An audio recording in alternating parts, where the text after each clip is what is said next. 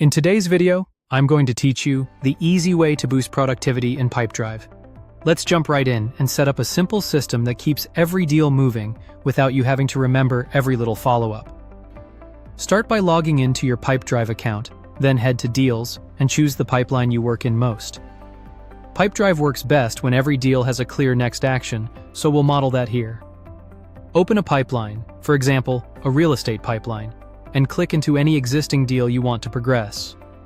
Inside the deal view, select Schedule an Activity. Pick Call as the activity type so it's tied directly to this deal's timeline.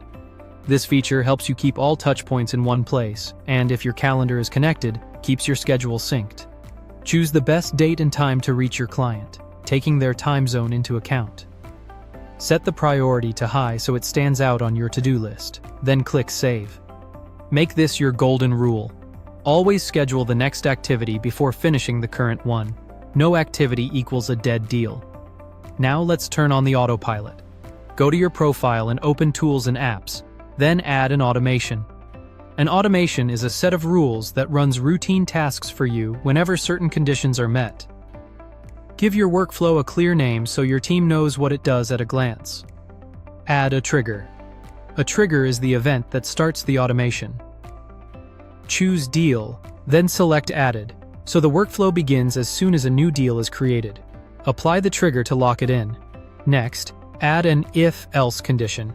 This is simple branching logic that checks a deal's details, then routes it accordingly. Choose the suggested condition, set it to deal stage is, and pick Contact Made. This ensures the automation only runs when the deal reaches that specific stage. Apply the conditions. Add an action. An action is what Pipedrive will do automatically after the trigger and conditions are met. Choose Send Email. This action sends a templated message to the related contact, saving you time on manual follow-ups. Click Next, then Next again to proceed. Select the email action, add a concise subject, and write the body of the email. Keep it personal and clear. Use placeholders if available to pull in deal or contact details. Apply the action. Add a delay step to create a gap before the next action. Great for giving your contact time to respond. Apply the delay, then save your workflow. Save again to finalize and activate it. That's it.